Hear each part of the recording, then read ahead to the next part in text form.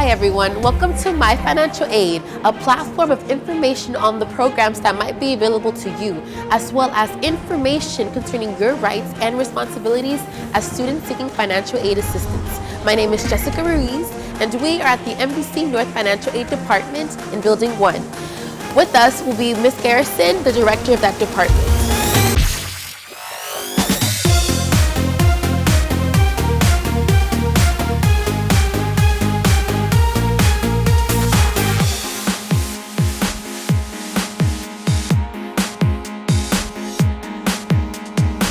Thank you so much, Ms. Garisson, for your time and joining us today. According to the U.S. government, every year, hundreds of thousands of students, they fail to apply for the FAFSA. Why is it so important for a student to apply for the financial aid? Well, it's important for students to submit the free application for financial aid because that's how we determine if they qualify for assistance to pay for their college education. And a lot of students don't realize that the application for federal financial aid is really what we build off to determine the different types of aid that they can receive. So a lot of times students think that the federal financial aid only consists of grants, but it also consists of programs such as work programs, student loans, and scholarships. So students must complete the FAFSA in order for us to determine what types of financial aid they qualify for. And without completing the FAFSA, you would never know that you qualify for some of the assistance that's out there. So students sometimes assume that they won't be eligible, and their parents may assume that, but that's not necessarily the case because there are different levels of eligibility depending on the program that they may qualify for. What is the information needed to apply for a dependent student? A dependent student must complete the FAFSA using information for themselves and their parents. If both parents live in the home, they need to provide information for both parents. So they would need to get the tax information and supply that information on the FAFSA. If the student worked, they need to give that information as well. And they also need to provide information on who lives in the household. In other words, who are the people that the parents support, because that number of people that are in the household also has an impact on the formula to determine the student's eligibility. Okay, and does the same process goes for an independent student? The same process goes, but instead of asking for parental information, we ask for information about the student's spouse if they're married. If they're not married, then they just provide information about themselves. If a potential student doesn't reside in Florida for over a year, is he or she still qualified for any student aid? Oh, no. The federal financial aid form can be used for students that live in any state in the United States of America. And they can travel to go to school or to go to college in any state as well. The only challenge that may happen with that is that students may be charged as an out-of-state student if they're going to a college that's not the state that they reside in. So that's that will be determined by the registrar's office for the university that the student attends. But that has nothing to do with their financial aid eligibility. They can apply for financial aid and go to college within any state as long as the college is eligible to offer federal funds. Okay, and what makes a student qualified for the FAFSA? Well, there's a formula that's applied when the student submits the information. Again, they're asking for information about the family income, the family household size, and the colleges and universities that the student and any of the dependents within the household are attending. Once that formula is applied, then the Department of Education sends the student what's called a student aid report, and also sends the colleges and the universities that they put on their FAFSA information regarding their eligibility.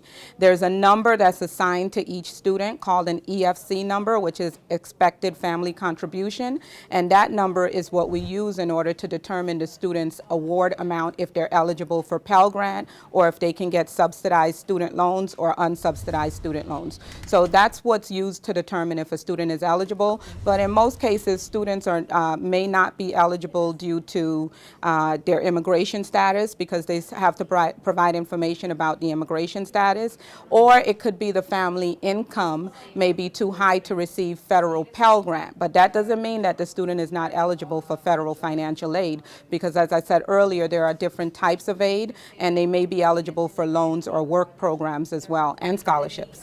Okay, well, will they be able to get any Pell Grants though, or is it just loans if the family income is a little bit too high?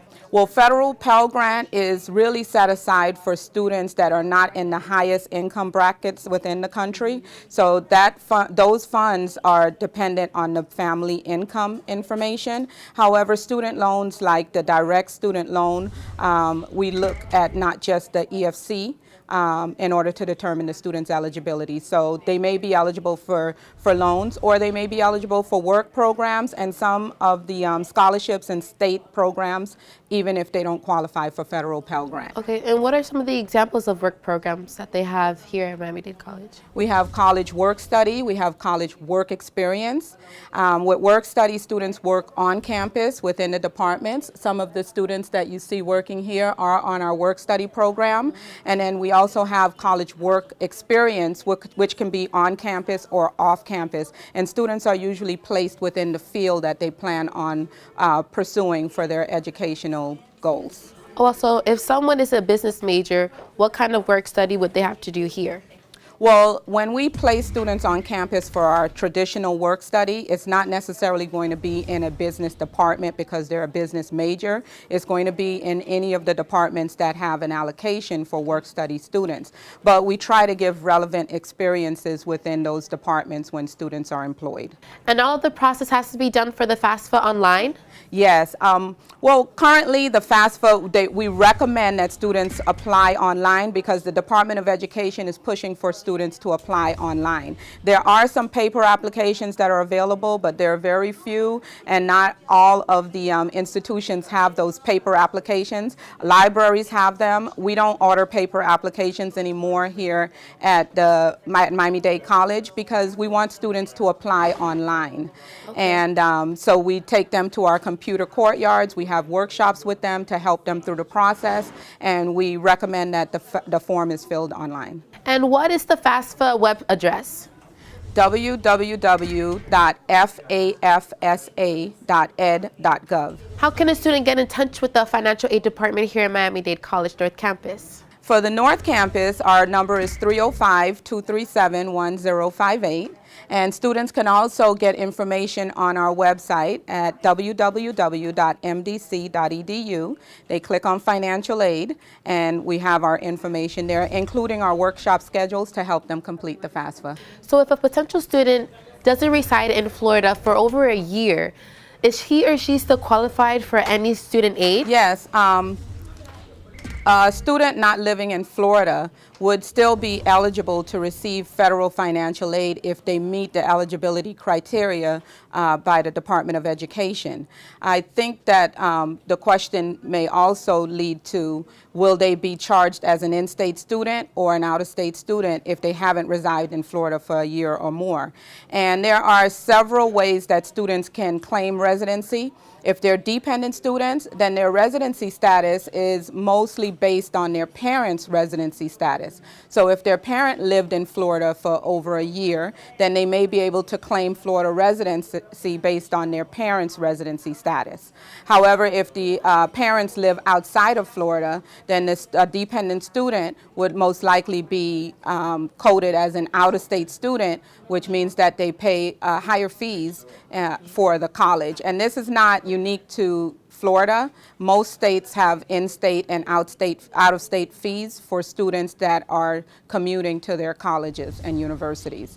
But Florida residency, it's not so black and white in terms of who's considered a Florida resident or not. The information has to be obtained at our college registrar's office, where they let the student know specifically which documents are required in order to complete the residency process. Okay, wow. Well, thank you so much, Ms. Garisson, for your time.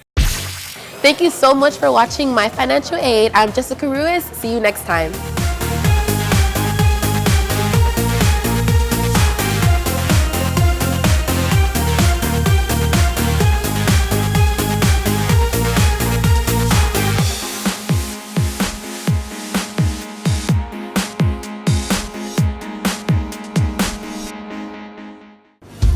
Hola a todos, bienvenidos a Mi Ayuda Financiera, una plataforma de información sobre los programas que pueden estar disponibles para usted, así como información sobre sus derechos y responsabilidades como estudiante que busca ayuda financiera. Mi nombre es Yvonne Goris. Estamos en el edificio número 1 del Miami-Dade College Campus North, donde está ubicada la oficina de ayuda financiera. Ahora, la pregunta es, ¿cuáles son los primeros pasos a seguir cuando se visita una oficina de ayuda financiera en Miami-Dade College? Vamos a ver.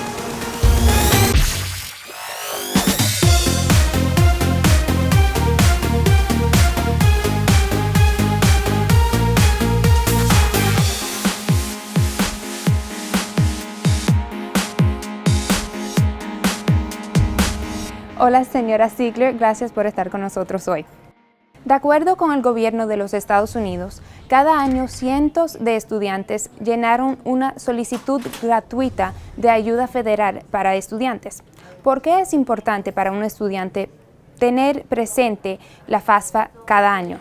Buenas tardes de nuevo, Yvonne, y es muy importante esa pregunta. Sí, es necesario que los estudiantes llenen la ayuda financiera, todos los años la renoven, por la sencilla razón que ahí nosotros podemos saber a los estudiantes si van a ser elegibles o no para la ayuda financiera, siempre y cuando lo hagan en tiempo y no la dejen de hacer y llenen todos los requisitos en la computadora. ¿Cuál es la información necesaria para solicitar ayuda financiera si el estudiante tiene menos de 24 años? Hay mucha información que el estudiante necesita poner en el sistema de la computadora a la hora de llenarlo, pero las cosas básicas son toda la información sobre si tienen un título 12 grado, cuál es el estatus migratorio en ese momento, la información de los padres si son dependientes de los padres, si son casados del esposo o de la esposa, es diferente, es el caso de cada quien. ¿Nos puede explicar, por favor, la diferencia entre un estudiante que sea dependiente y uno que sea independiente? Es un poquito la diferencia por la sencilla razón que un estudiante dependiente es una persona que tiene menos de 24 años y todavía depende de sus padres o con la persona que resida, que puede ser la madre o el padre. Tienen que poner en la ayuda financiera, cuando la hacen en línea, en la computadora, tienen que poner toda la información del ingreso anual de los padres. Una persona que es independiente es una persona que tiene 24 años o más y tiene que poner la ayuda financiera, todo del esposo o la esposa, más el de ellos, o tienen un hijo y entonces eso lo hace independiente aunque no estén casados. O en algún caso puede ser que los padres hayan fallecido, tengan menos de 24 años y eso hace que el gobierno los haga independientes. ¿Qué pasa en el caso que un estudiante independiente falle a llenar su ingreso anual? Erróneamente a veces decimos que si no calificamos para la ayuda financiera, eso quiere decir que no vamos a tener ayuda. Hay otros recursos que sí existen bajo la ayuda financiera cuando el estudiante aplica. Si no aplica para la ayuda financiera en lo que es el Pell Grant, todavía hay otros recursos como son los LOAN y los programas para estudiar en el colegio que pueden también calificar y son parte de la ayuda financiera. Si un estudiante potencial no reside en el estado de la Florida por más de un año, ¿es que todavía pueden llenar la aplicación? Si el estudiante es dependiente de los padres pueden reclamarlo a ellos como dependiente y poner los papeles necesarios para poder llenar la solicitud en la oficina y calificar para la residencia por más de un año. Si el estudiante es independiente, puede traer la documentación de su esposa o esposo y eso puede ser que lo haga calificar si hace que esa persona haya vivido más de un año en la Florida. ¿Cuáles son las razones por cual algunos estudiantes no podrían calificar para la ayuda financiera? Una de las razones que no puede calificar, y a mí no me gusta decir no puede calificar, no, porque hay otras maneras de recibir otras ayuda financiera como antes mencionado, es que el ingreso anual sea un poco alto, pero entonces en esos casos el estudiante puede ser elegible para otra ayuda financiera, la que no sea el Pell Grant, pero son muchos otros recursos que nosotros brindamos. La otra cosa que puede ser es el estado migratorio y aún así Miami-Dade College tiene unos fondos de la institución, los fondos de la institución de Miami-Dade College y ayuda a esos estudiantes también. ¿Es cierto que la aplicación de la FAFSA se tiene que llenar a través del internet? Bueno, necesariamente sí. Lo que lo pueden hacer el estudiante solo en la casa o donde tengan acceso a una computadora, pueden usar nuestro cuarto de computadora en el edificio 2. Además, nosotros tenemos a través de todo el año muchas presentaciones que ayudamos al estudiante a hacer la ayuda financiera y a veces hasta aquí mismo en la oficina cuando son casos personas mayores o personas que no entienden la computadora y nosotros extendemos nuestra ayuda a un poco más allá. ¿Cómo puede un estudiante estar en contacto con la oficina de ayuda financiera aquí en el recinto norte? Para el recinto del norte, que es de Miami-Dade College del norte de la 27 Avenida, ellos pueden llamarnos al 305-237-1058 y pueden entrar en el sitio de Miami-Dade College que sería www.mdc.edu y ahí pueden ver todos los pasos y las cosas necesarias bajo Financial Aid que necesitan para que su caso sea procesado en la brevedad posible. En el caso que un estudiante no califica para recibir la ayuda financiera, ¿pueden aplicar para otros programas o más ayuda? Es muy importante esa pregunta porque siempre que pensamos que los estudiantes, los padres o los esposos pueden tener el ingreso anual algo alto, vamos a decir y no vamos a llenarlo porque no calificamos. Eso no es cierto. Necesitamos que cada estudiante aplique para el Financial Aid por la sencilla razón es que hay muchos programas, diversidad de becas estudiantiles las cuales pueden aplicar. Tenemos programas también como una cosa que se llama para trabajar, que se le dice Work Story, con experiencia, sin experiencia, que el estudiante puede llenar también y le podemos brindar el servicio. Y tenemos diversos préstamos estudiantiles que se le pueden brindar al estudiante. Por eso, repito, no es necesario que califique por Pell Grant. Pell Grant es una variedad de recursos que se pueden usar, no simplemente basado en el ingreso anual, sino en otros loans, préstamos estudiantiles que se le darían para trabajar en Miami-Dade College y de una diversidad grande de scholarships. ¿Cuál es la diferencia entre un préstamo subsidiario y uno no subsidiario? El Financial Aid está basado en diferentes recursos. Podemos tener el Pell Grant, que es el que usualmente la gente quiere, y si no califican para eso, nosotros por el sistema migratorio, los estudiantes que no califiquen porque no tienen un estatus migratorio legal, le damos también un grant que le llamamos Institutional Grant, que son fondos de la escuela que ayudan al estudiante que no califica por el sistema migratorio. Si el estudiante no califica porque también el ingreso anual es algo alto, que pueden hacer es aplicar para muchas becas estudiantiles que ofrecemos, todas a través de la página de Miami-Dade College. Un recurso más a usar es los loans estudiantiles. Tenemos 3 diferentes préstamos estudiantiles que se considera el préstamo Stanford y el préstamo Perkins. El préstamo Perkins es $750 por semestre. Se puede pedir en los 3 semestres que serían Fall, Spring and Summer.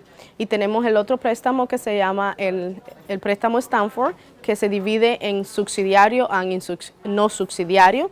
Y estos préstamos, todos los 3 mencionados, se van a pagar después que el estudiante se gradúa o esté 6 meses fuera de la escuela por un proceso que ellos tengan personal.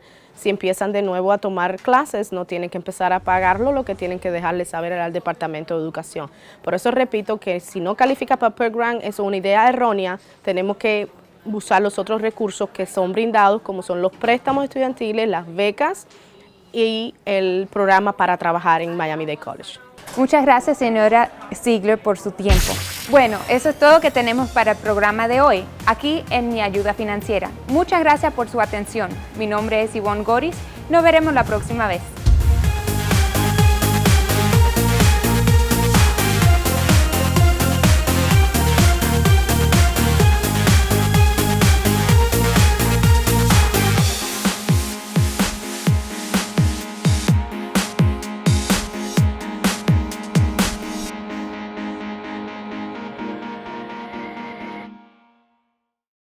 Bienvenue tout le monde dans la plateforme rubrique My Financial Aid. Dans la rubrique ça, vous allez connaître toute série d'informations et programmes qui sont disponibles pour vous-même. Vous allez connaître toutes sortes de droits qu'on a. Droits et responsabilités qu'on doit prendre en tant qu'étudiant qui cherche une aide finance. Non pas M. Damier Raymond. Moi dans la cour Miami-Dade College qui est dans notre campus là, en face bureau Financial Aid là. Pour plus d'informations, nous allons parler avec Garisson qui est responsable dans le bureau Financial Aid là.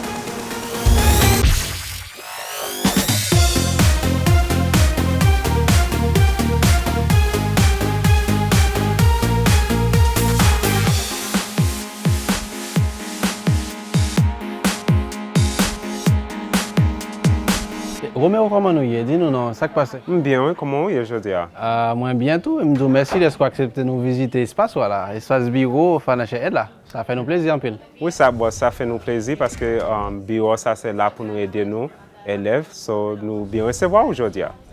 Selon l'information que moi-même nous apprends que le gouvernement a fait connaître qu'il y a pile d'élèves, il y a plus de centaines et milliers d'élèves qui sont censés rater l'opportunité pour remplir forme FAFSA, le gouvernement mettait comme gratis pour apprendre l'école là. Et est-ce que vous êtes capable de dire nous, est-ce qu'il est important pour un élève soumettre forme FAFSA chaque année? Oui, c'est important pour les élèves là, faire l'application chaque année parce que chaque année sont différentes qualités aide étudiants qu'à recevoir. Chaque année sont nouvelles années. Son nouvelle année au fil d'une application nouvelle. Si un étudiant qui gagne plus passé 18 l'année, j'ai expliqué nous de 18 à 24, ça c'est un étudiant qui est censé dépendre des parents. Et si l'étudiant ça dépend des parents, j'ai expliqué nous qui information qu'on pense que tu as doué qu'on a. Ouais, c'est parce que si étudiant a 18 ans, un étudiant qui a 18 ans à 24 ans, ça veut dire 18 ans à 24 étudiants, ça sont étudiants qui dépendent des parents. So, là, étudiants, ça n'a pas besoin d'informations étudiants ni plus parents. Ça veut dire que vous avez besoin de tous les deux. C'est-à-dire un étudiant qui a plus petit, qui n'a mis 18 à 24 ans, a besoin d'informations des parents. C'est pas ça? Oui, c'est vrai. Ça veut dire qu'il faut que l'étudiant là, avec parents, pour l'appliquer forme FAFSA, non? Oui, pour appliquer, oui, c'est vrai. C'est étudiant avec les parents pour mettre tête ensemble pour faire l'application. Yeah. Et Romeo, et si dans un cas, nous venons étudiants qui t'a gagné plus passé 24 l'année, il ne pas dépendre des pièces pour nous dire tout, il dépend des têtes.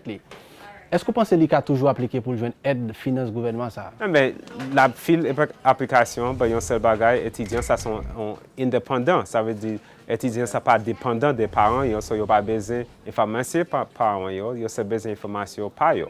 Et qui genre d'informations que ça est capable de demander à un étudiant qui dépend, qui pas dépend des pièces pour nous dire tout? Qui information qui est capable? Bon, information, mes amis, en bonne qualité d'information. On n'a pas besoin d'informations on a commencé avec les parents. On n'a pas besoin de taxe information parents. On n'a pas besoin de social parents. Ça, vous parlez dans le cadre d'un étudiant qui est dans 18 à 24, right? Oui, 18 à 24. On n'a pas besoin d'informations parents. Taxe information, on n'a pas besoin de date de naissance. On n'a pas besoin de social sécurité parents. On n'a pas besoin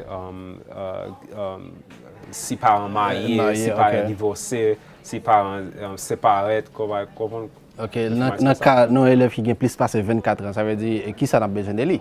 Il y a un élève qui a plus passé 24 ans, il y a ce bagage pas besoin, c'est information pareil. Social, date de naissance, social sécurité, taxe information, parler. Dans quel cas, est-ce qu'on a quelques problèmes avec parents qui ont des difficultés pour bailler social ou bien avec l'information? Oui, ça existe? Oui, ça a vraiment existé parce que quelquefois, parents, spécialement parents haïtiens qui sortent dans le pays, ils n'ont pas compris le système américain. Ils pensent si ils baillent social là, soit si ils baillent non, et puis INS n'a pas venu chercher, vous comprenez? C'est pas ça. Le gouvernement seulement des informations pour connaître qui a été population y a aidé. Et puis aussi qui a été aide pour y bas étudiants. Okay, ça veut dire aide à bénéficier en fonction des informations des parents dans le cas d'un étudiant qui est dépendant.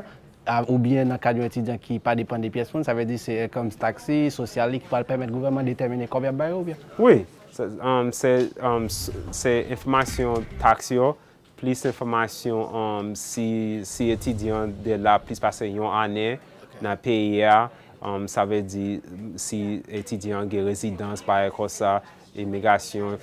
Pendant parler de ça, de 1 an, ça veut dire que je connais des fois qu'il y a quelques élèves qui ont un problème. Parce qu'on dit un élève qui peut avoir 1 an vivre dans l'État Florida, dans la cour Florida, qui ça doit faire?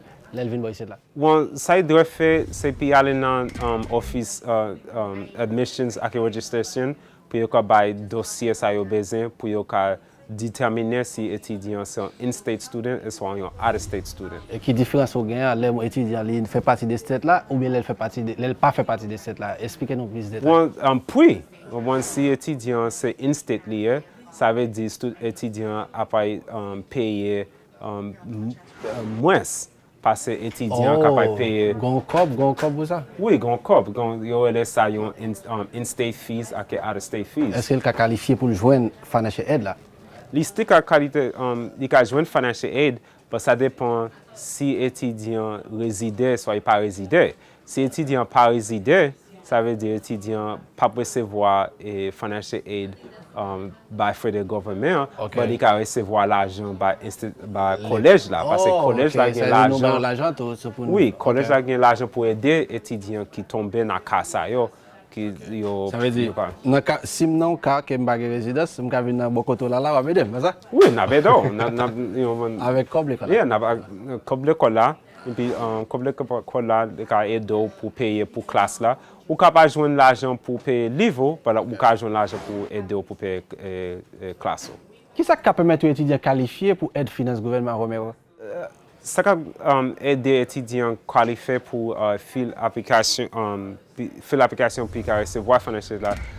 Il dépend de son numéro de bagage. Ça veut dire pour les étudiants bon nous social mettre social yo, pour yo by income information yo, pour yo by qui a été résidence immigration status étudiant. Laisse ça, le gouvernement appointe tout ça et puis il a pas déterminé qui a été financial aid étudiant a pas recevoir.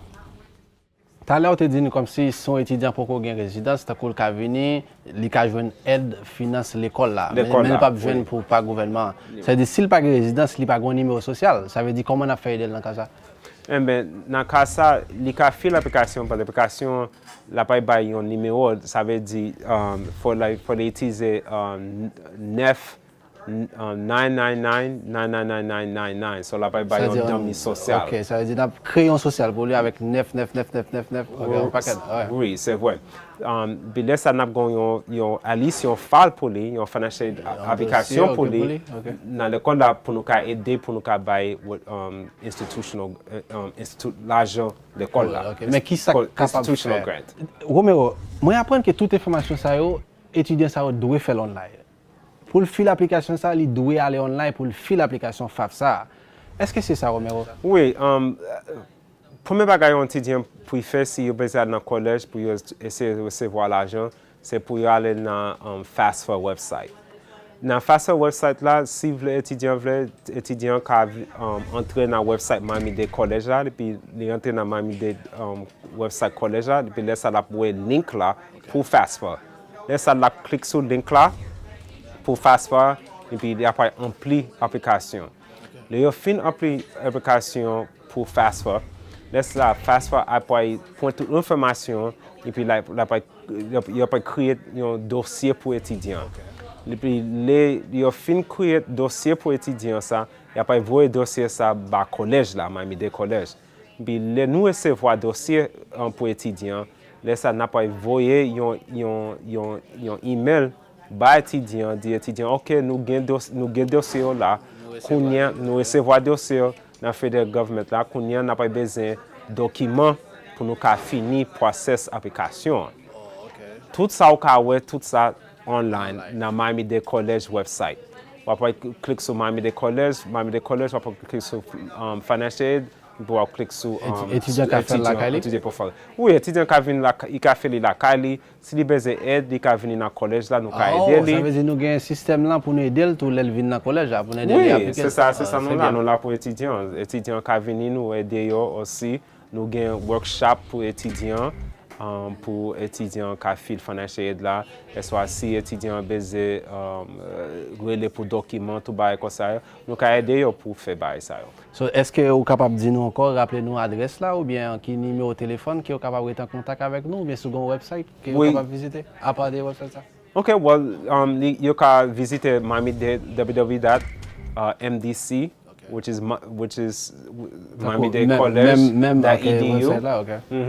Puis là, ça après cliquer sur financial, cliquer sur my financial, et puis après tout ça sous lui. Et soit vous pouvez nous dans le téléphone 305 237 1058. Et puis nous pouvons aider tout sur le téléphone à tout information. Et soit si vous voulez, vous pouvez venir et puis vous inscrivez dans le student care et puis nous aider face to face. Eh bien, Romeo, nous vous merci en pile pour tout temps ça que nous passons ensemble là, parce qu'on a pile d'informations. Et nous vous merci, nous apprenons l'autre encore. OK, merci. Bonne journée. OK, on m'entend. Moi, je dis un gros merci parce que nous avons choisi de garder la rubrique My Financial Aid là. Non pas M. Damier Raymond, nous avons pour nous une autre occasion pour une autre émission encore. Bye bye tout le monde.